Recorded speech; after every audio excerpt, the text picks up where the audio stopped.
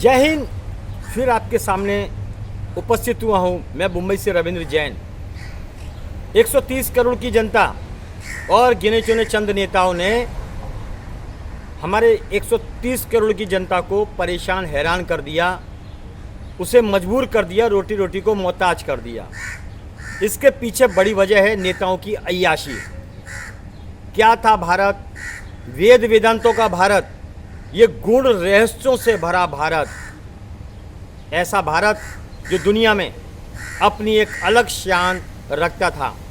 यजुर्वेद, सामवेद, अर्थवेद, संस्कृति और कई भाषाओं का संपन्न भारत देश एक ऐसा अनोखा देश है जहाँ पर कई प्रकार की ऋतुएं और हर प्रकार का अन्न की प्राप्ति होती है।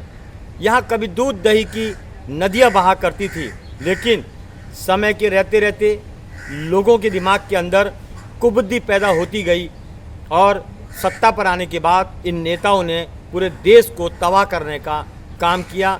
इसके पीछे एक ही मुद्दा है कि इनकी अय्याशी। आपको हम ये बता देना चाहते हैं, जब हम पढ़ने जाएंगे तो हमें ज्ञान की प्राप्ति होगी, लेकिन ये नेता सत्ता पर आने के बाद अय्याशी करने लगते हैं तो और ज़्यादा अय्याशी करने लगते हैं, तो ज्ञान इनका धूमिल हो जाता है। इसीलिए मेरा 130 करोड़ की जनता से विनती है, ऐसी क्रांति लाई जाए कि इनकी अय्याशी ख़त्म कर दी जाए जड़ से। इनसे पूछा जाए, आप सत्ता पर किस लिए आते हैं? देश के विकास के लिए या अय्याशी करने के लिए?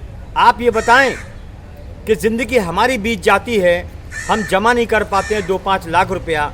हम ये पूछते हैं उन नेताओं से, 130 करोड़ की जनता उन नेताओं से पूछे, इन निठल्ले नेताओं से पूछे कि अय्याशी तो करते हो, बाकी 500,000 करोड़ रुपए आपके पास कैसे कमाते हो और कैसे आते हैं? इनके ऊपर कानून प्रावधान कोई आज तक नहीं बना। ये बड़ा दुखद विषय है और हिंदुस्तान के लिए, भारत की भूमि के लिए एक कलंक है कि इन अय्याश नेताओं के लिए कोई कानून नहीं, कोई धारा नहीं, कोई प्रावधान नहीं।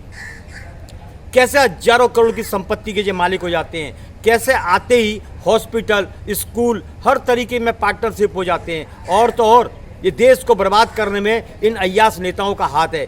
इनका पेट 200-500 करोड़ से भरता नहीं, लेकिन इनको देश को बर्बाद करना है। ड्रग्स के धंधे, सिगरेट दारू के धंधे, हर धंधे में इनकी पार्टनरशिप होती है। हमारे देश को ड्रग्स ही बना दिया इन अय्याश नेताओं ने। इसके पीछे बहुत बड़ा षड्यंत्र है, वो है पश्चिम सभ्यता का। हमारा देश वैज्ञानिक पर आधारित नहीं है, हमारा देश शास्त्रों पर आधारित है, हमारा देश धर्म पर आधारित है, हमारा देश प्राचीन सभ्यताओं पर आधारित है। लेकिन कुछ नेताओं की गंदी नीयत ने प्राचीन सभ्यता को भूलकर ये विदेशों में जाकर इन्होंने षड्यंत्र रचा और विज्ञान को लाकर खड़ा कर दिया। हम आपसे पूछना चाहते हैं, आखिर विज्ञान है क्या? आखिर विज्ञान है क्या?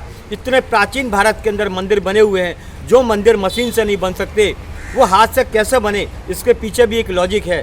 पुरानी परंपराओं के अंदर साधना थी, पुरानी परंपराओं के अंदर संस्कृति थी, पुरानी परंपराओं के अंदर ज्ञान था, लेकिन आज नेताओं ने इन सब चीज़ों को विलुप्त कर दिया है, मिटाने का काम कर दिया है, सिर्फ अपनी अय्याशी के कारण। तो ऐसे नेताओं को रोड पर दौड़ाया जाए। मैं ये नहीं कहता हूँ कि सभी नेता अय्याश हैं, मैं ये ज़रूर कहता हूँ 99% भारत का नेता भारत के लिए नहीं सोचता, वो सिर्फ अपनी अय्याशी के लिए सोचता है, अपने खानदान की अय्याशी के लिए सोचता है और पड़ा रहता है टन, एकदम टन। तो ऐसे नेताओं को जीने का भारत में कोई अधिकार नहीं है। आप भारत से भागें। ये भारत संतों का, वेदों का, शास्त्रों का और प्राचीन परंपराओं का देश है, जहाँ पर हजारों प्रकार के त्यौहार बनाए जाते हैं, देवी देवताओं को हजारों प्रकार की मिठाइयाँ लगाई जाती है, गीत वाद्य संगीत का देश है। हमारा देश को नशेड़ी बनाने में इन नेताओं का हाथ है। ऐसे नेताओं का भारत में रहना दुर्भाग्य और शर्म का विषय है। जनहित में मैं रविंद्र जैन फिर एक बार आपके सामने उपस्थित होऊंगा नए विषय के साथ। जय हिंद।